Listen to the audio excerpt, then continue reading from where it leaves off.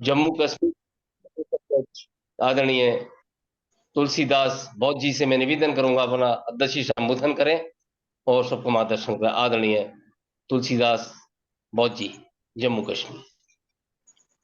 संचालक जी, मेरी आवाज आ रही चंद्र साहब? जी जी, आ रही है, सब आ जी रही है। जी। स्वागत है आपका।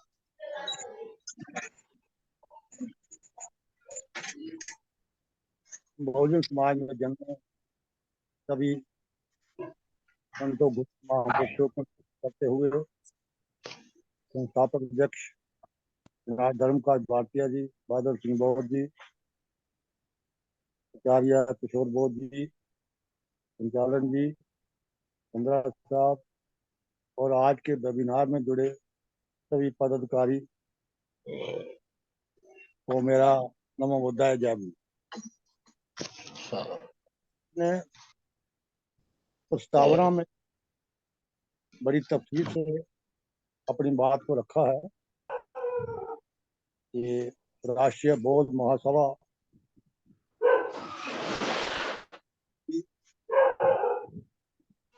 क्या करेगी, किस तरह से करेगी, इन तीनों पॉइंट को बात उन्होंने सारी क्लियर कर दी है। और जो आचार्य साहब ने भी अपनी बात में जो है काफी कुछ क्लियर कर दिया है, बाकी कुछ बचा नहीं है। मैं ज्यादा इस पर बात करने की जरूरत नहीं है। मेरे ख्याल में सारी जो आ, मकसद जो था राष्ट्रीय बौद्ध महासभा बनाने का, वो सारा का सारा जो है वो विचार आगे हैं। फिर मैं इतना ये कहूंगा कि वो जो कारवां जो हमारा रुक गया था, वो कारवां महात्मा ज्योतिराव फूले, साहू जी, अम्बेडकर और मान्यवर कांशीराम साहब का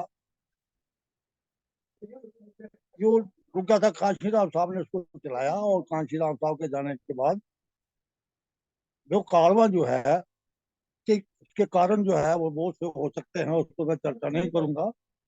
जो काफिला जो कारवां रुक गया था वो धर्मपाल भारतीय जी की क्यादत में राष्ट्रीय बौद्ध महासभा के माध्यम से वो कारवां फिर से चल पड़ा है। और जैसा ये मैकेनिज्म मान्यवर कांशीराम साहब जो तंजीम को चलाने का था, उन्होंने बहुत सी ऐसे मैकेनिज्म थे जिनको बाद में अडॉप्ट नहीं किया गया, उनको छोड़ दिया गया, इसलिए उसको धक्का लगा। तो मैं ऐसे समझता हूँ कि भारतीय साहब ने भी वो कांशीराम साहब के जो साथ जो काम किया है और उनसे जो ग्रहण किया है उन्हें, तो मैकेनिज्म के साथ जो आगे बढ़ रहे हैं। और मुझे ये पूरी आशा है ये कि काफिला जो रुक गया था अब ये चल पड़ा है। और इसी रफ्तार से अगर हम आगे बढ़ते रहे, चलते रहे, और जितने भी साथी जो हैं इसमें जुड़ रहे हैं, कि इसमें एक तो समय, टाइम और पैसा, ये तीन चीजों की जरूरत होती है।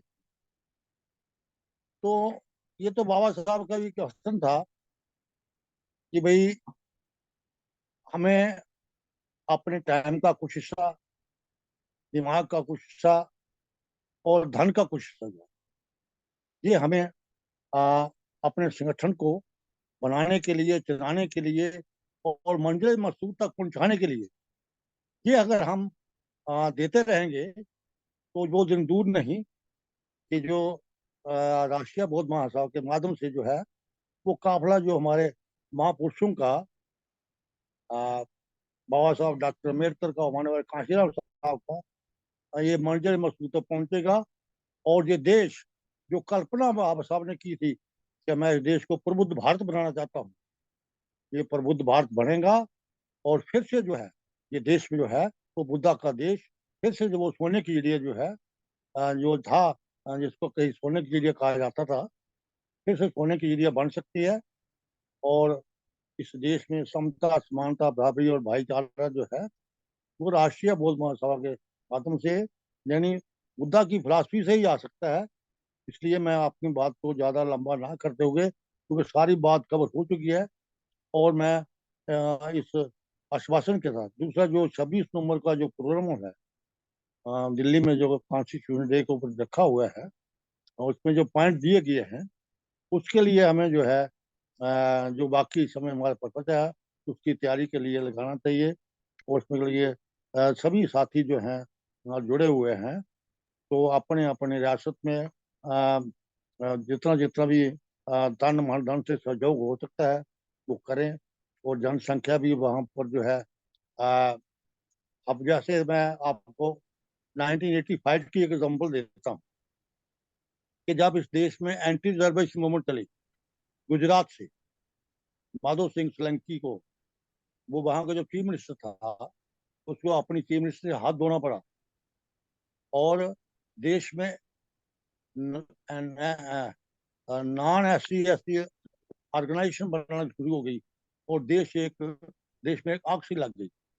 और उसमें बीजेपी ने शुरू किया और कांग्रेस ने भी अंदर खाने से उसको जो है वो हरी झंडी दे दी। लेकिन किसी ने उसको काउंटर नहीं किया। तो मान्यवर कांशीराम साहब ने पूरे देश में बामशा फोर्स, DS4, DSP के माध्यम से जो है पूरे देश में 500 सेमिनार किए, 10 सेमिनार किए, 500 सिंपोजियम किए।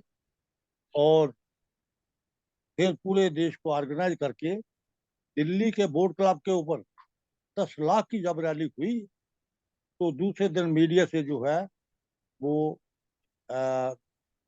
एंटी रिजर्वेशन की मूवमेंट जो है वो गायब हो गई। तो जनशक्ति के आधार पर ही, उस वक्त तो हमारे पास ना हमारे कोई MLA था ना MP था, तो जनशक्ति के आधार के ऊपर जो है उसको जो खत्म कर दिया। तो लिहाजा आज मैं सकता हूँ ये जो 26 नवंबर का प्रॉब्लम है, ये हमारी जनशक्ति का एक प्रदर्शन होगा। तो इसमें जो है बढ़ चढ़ के हमारे सभी साथियों को जोर लगाना चाहिए। अभी हमारे पास समय है, तो इस समय में जो है इस तरफ जो है काफी कोशिश करके इस प्रोग्राम को सफल बनाने में कोई कसर नहीं छोड़नी चाहिए। तन मन धन से सहयोग दें और उसको सफल बनाएं। और जनशक्ति के आधार पर जो है ये जो मोदी का जो अ, इन्होंने जो इस देश में जो है मानववादी व्यवस्था को जो स्थापित करने की कोशिश कर रहे हैं, तो ये जनशक्ति के आधार पर जो है हम 26 नवंबर के प्रोग्राम को जो है उसके आधार पर ही इसको खत्म कर सकते हैं। और बाकी जो ये अगर हमारा जो प्रोग्राम सफल हो जाता है, तो आगे के लिए हमारा रास्ता आसान हो जाएगा। मैं ये समझता हूँ कि राष्ट्रीय बौद्ध महासभा हमारे पास एक अल्टरनेटिव विकल्प रह गया है, जिसके माध्यम से हम फिर से इस देश को प्रबुद्ध भारत बना के हमारे अपने महापुरुषों का सपना जो है साकार कर सकते हैं। मैं इन्हीं शब्दों के साथ अपनी वाणी को विराम देता हूँ। नमो बुद्धाय, जय भीम। साधु साधु साधु साधु। साधु, बहुत अच्छा। चंद्रा साहब,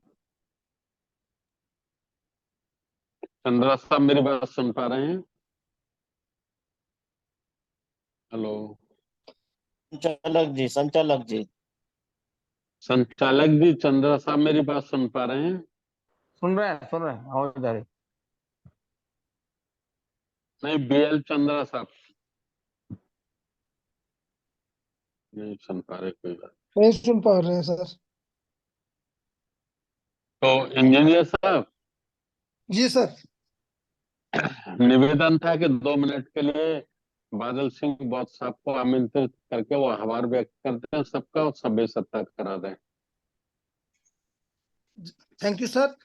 जैसे कि मुझे आदेश हुआ है कि बादल सिंह और चंद्रा साहब किसी कारणवश नहीं जुड़ पा रहे हैं, तो मैं अनुरोध करता हूं कि मान्यवर हमारे राष्ट्रीय RBM के कार्यकारिणी के अध्यक्ष, उनको मैं अनुरोध करता हूं कि वो 2 मिनट के लिए अपना आभार प्रकट करें और साथ में प्रोग्राम को समाप्त करने का भी हमें इजाजत दें। मान्यवर बादल सिंह।